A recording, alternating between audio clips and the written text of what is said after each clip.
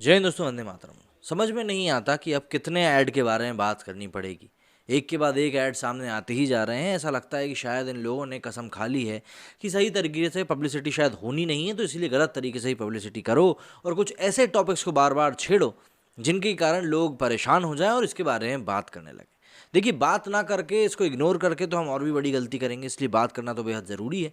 वो भी ऐसे में जब बात सिर्फ और सिर्फ एक ही धर्म के त्योहारों को टारगेट करके की जाए।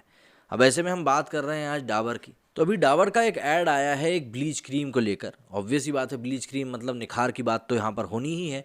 निखार की बात हो रही है तो फिर यहाँ शायद ये लोग ये बात भूल गए कि भैया फेयर एंड लवली को भी अपना नाम बदलना पड़ा था, क्योंकि वो वहाँ पर लड़कियों को गोरा करने की बात कर रहे थे। लेकिन आजकल इन लोगों ने एक नया पैंतरा निकाल लिया है। ये लोग ग्लो की बात करने लगे हैं, फेयरनेस की बात नहीं करते। मतलब ठीक वैसे ही जैसे वो दारू के ऐड आते हैं ना, कि दारू के ऐड ना दिखाकर वहाँ पे पैकेज ड्रिंकिंग वाटर का ऐड दिखा दिया जाता है, लेकिन दरअसल वो ऐड किस चीज़ का होता है ये सभी को मालूम होता है। कुछ वैसा है। तो यहाँ पर एक तरफ आप बात कर रहे हो निखार की, लेकिन आपके दिमाग से अभी तक वो फितूर गया नहीं है कि भैया गोरा होना ही सब कुछ होता है। ये फितूर अभी भी आपके दिमाग में व्याप्त है, लेकिन ये इस ऐड का मुख्य एजेंडा नहीं था। दरअसल ये ऐड शुरू होता है, दो लड़कियां एक दूसरे को तैयार करती हुई दिखाई देती हैं करवा चौथ के लिए। तभी एक महिला आती है, दोनों को उनके पहनने के लिए कपड़े देती हैं और फिर बोलती हैं कि भैया जब निखार ऐसा होगा तो दुनिया अपनी सोच क्यों नहीं बदलेगी। इस प्रकार की चीज़ें कुछ वो बोलती हैं। ऑब्वियस सी बात है, आपको ये ऐड देखकर ऐसा ही महसूस होगा कि भाई ये तो एक नॉर्मल सा ऐड है, दोनों अपने हस्बैंड्स के लिए तैयार हो रही हैं और कुछ ही देर में अपना करवा चौथ का व्रत पूरा करेंगी। लेकिन मज़ा तब आता है जब ये दोनों छत पे पहुंचती हैं और एक दूसरे का ही चेहरा देखने लगती हैं। ठीक है भैया, ऐसा है कि थोड़ी प्रोग्रेसिव सोसाइटी हमारी भी हो रही है, लेकिन इतनी भी शायद प्रोग्रेसिव नहीं है कि इस प्रकार के व्रत दो लड़कियां एक दूसरे के लिए रखने लगे। ठीक है, कानून के जो पचड़े होते हैं उनकी तरफ तो मैं जा ही नहीं रहा हूँ। मैं सिर्फ एक सोसाइटी के तौर पर ये चीज़ बताना आपको चाह रहा हूँ। करवा चौथ के व्रत की अगर हम बात करें तो करवा चौथ का व्रत होता क्यों है, किस लिए होता है, क्या कारण होता है, ये सभी कारणों की अगर हम बात करने जाएंगे तो काफ़ी टाइम लग जाएगा। इसलिए आपको संक्षिप्त में इतना बता देता हूँ कि अपने हस्बैंड की, अपने पति की लंबी उम्र के लिए ये व्रत किया जाता है। इस व्रत की जो कथा होती है उसमें ही पति शामिल होता है। तो यदि आप इस ऐड में करवा चौथ के व्रत को दिखाने की कोशिश कर रहे हो तो भाई जब इसमें पति ही नहीं है तो फिर आप उस पति के लेकर जो कथा पढ़ी जाएगी उस कथा का आप सार कैसे समझ पाओगे। ऑब्वियस ही बातें नहीं समझ पाओगे। अब हिंदू रीति रिवाजों के ऊपर उंगलियां उठाना कोई पहली बात तो नहीं है। मतलब आप देखिए, मान्यवर मोहे का ऐड आ चुका है, इसके बाद सीएट का ऐड आ चुका है, फैब इंडिया का ऐड आ चुका है। तो एड्स में कोई कमी नहीं है, ऐड लगातार निकल कर सामने आ रहे हैं और पब्लिक लगातार इनको मतलब बोल रही है भैया आप क्यों बार बार ये चीज़ कर रहे हो। और अब इसके बाद डाबर का ऐड आया है। तो ऐसा नहीं है कि ऐड की कोई कमी है या आइडियाज़ की कोई कमी है, लेकिन ऐसा लगता है कि सभी लोगों ने एक धुरी पकड़ ली है और उस धुरी के ऊपर ही चलते जा रहे हैं कि नहीं यार, हमें तो इसी के बारे में बात करनी है, इसके अलावा कोई बात करनी ही नहीं। मतलब गलत दिखाने का इन लोगों ने ऐसा लगता है कभी कभी ठेका ले लिया, और वो गलत दिखाना भी सिर्फ एक ही धर्म में और किसी में नहीं। मतलब जो भी कुछ गलत हो रहा है सिर्फ एक ही धर्म में हो रहा है। मतलब समलैंगिकता की हम बात कर लें, पटाखे फोड़ने की हम बात कर लें, कपड़ों की हम बात कर लें, जो भी कुछ हो रहा है सिर्फ एक ही धर्म में गलत हो रहा है और किसी भी धर्म में कोई गलत हो ही नहीं रहा है। मतलब डाबर की जब हम लोग बात करते हैं तो दिमाग में सबसे पहले क्या आता है भाई, आयुर्वेदा आता है, देसी नुस्खे आते हैं, स्वदेशी चीज़ आती है। लेकिन अब ये आप ऐड देखेंगे तो आपको लगेगा कि यार ये ऐड तो कहीं और कहीं है। और सबसे बड़ी बात यहाँ पर अगर हम लिबरल्स की बात कर रहे हैं जो कि इस तरह की चीज़ों को पैट्रियार्की बताते हैं कि भैया हमको इन जड़ों को तोड़ना है, इन जंजीरों को तोड़ना है, उनकी अगर हम बात करें तो भैया अगर आप इतने वो खो ही गए हो कि आप समलैंगिक विवाह के बारे में बात कर रहे हो, तो ऐसे में फिर व्रत रखने की आखिर क्या ज़रूरत है।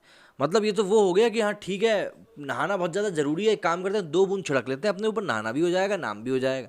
वैसे ही कुछ हो गया। मतलब वो हो रहे हो तो फिर कायदे से ही हो जाओ, फिर इतनी भी चीज़ें करने की क्या ज़रूरत है। लेकिन ऐसा हो नहीं सकता ना। ऐसा कर दोगे तो फिर आप ऐड किस चीज़ को लेकर बनाओगे, एजेंडा किस चीज़ को लेकर फैलाओगे।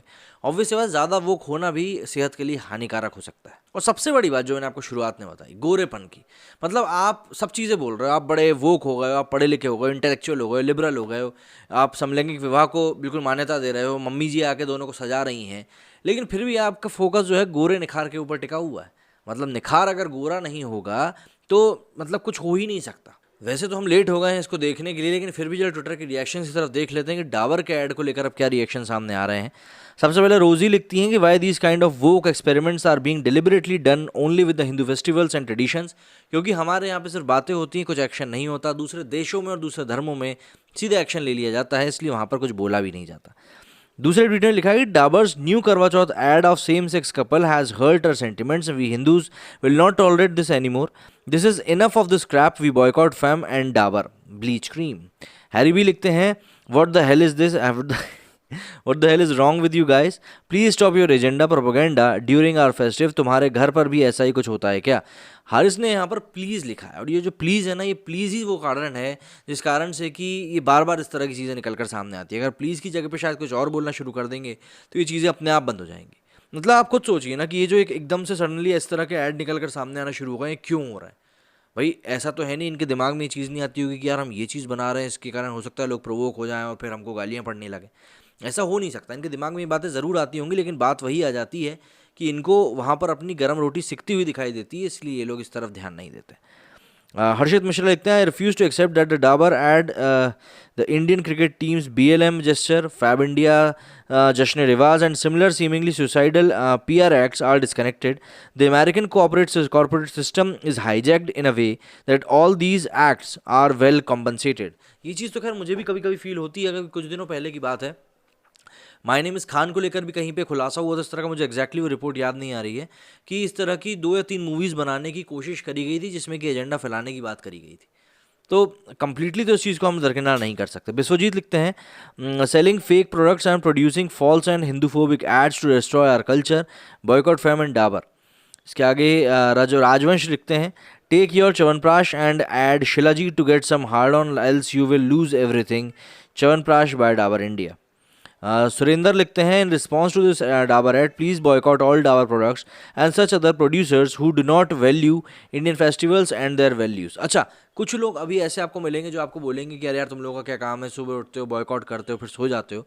दरअसल इन लोगों के धर्मों को लेकर कोई कुछ बोलता नहीं है, क्योंकि इन लोगों ने पहले ही इतना अच्छा एक्सपीरियंस दे के रखा है लोगों को, जिन्होंने भी इनके धर्म को लेकर दूसरी चीज़ें बोली हैं, गलत चीज़ें बोली हैं, कि इनके धर्म को लेकर कोई कुछ बोलता नहीं है। इसीलिए इन लोगों को कुछ बॉयकॉट भी नहीं करना पड़ता। लेकिन अगर बॉयकॉट करने की बारी आती तो ये लोग भी पीछे नहीं हटते। आप कोई भी सारा अली खान को देख लो, आप सैफ अली को देख लो, शाहरुख खान को देख लो, ये लोग जब भी गणपति बप्पा की पूजा करते हुए दिखाई देते हैं, तब देखो आप ये किस कदर से टूट पड़ते हैं। तो ये लोग एक भी मौका नहीं छोड़ेंगे, मैं आपको बता दूं। अतुल लिखते हैं, advertisement for Dabur's product from cream gold bleach showed a same sex couple celebrating Karva Chauth. करवा चौथ को सेलिब्रेट करते हुए दिखाया गया है। स्वाति बाराम लिखती हैं, it's great to see that inclusive ads can be made only with Hindu festivals and traditions, as Hinduism doesn't discriminate and accept all imagine an ad allowing pride का LGBT couple celebrating Eid, all hell would break loose. Obvious ही बात है यार, वो वाला त्यौहार पहनावा नहीं हो सकता ना celebrate. This is such a shamelessness. Enough of such bullshit on your festivals. Vikrant लिखते हैं, why would lesbian couple celebrate allegedly patriarchal ritual like करवा चौथ? वही तो मैं भी कह रहा हूँ। आप इतने वो हो गए, उसके बाद आप इस तरह से पिछड़ा एक वो क्यों व्रत रखोगे जिसमें कि लड़कियों को भूखा रहना पड़ता है? अरे भैया बहुत गलत हो रहा है।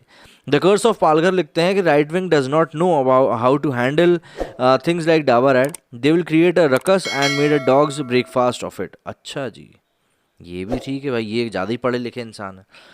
रूपा लिख, I find Dabar's Femme Cream ad, which supposedly is an incredible ad, cause it portrays a lesbian couple celebrating Karwa Chauth extremely hollow and regressive instead of influencing Indian women. Madam अपना अलग ही लेकर आ गई हैं, ठीक है।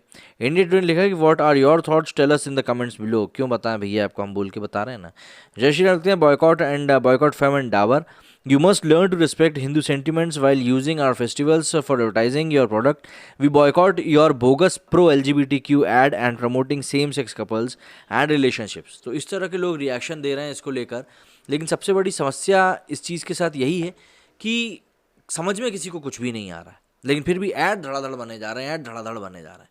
आप एक तरफ बात कर रहे हैं पैट्रियार्की को तोड़ने की, लेकिन आप पैट्रियार्की को फॉलो कर रहे हैं। आप एक तरफ बोल रहे हैं वुमेन एम्पावरमेंट की, दूसरी तरफ आप गोरेपन को ही अभी भी एक स्टैंडर्ड सेट करके रख रहे हैं।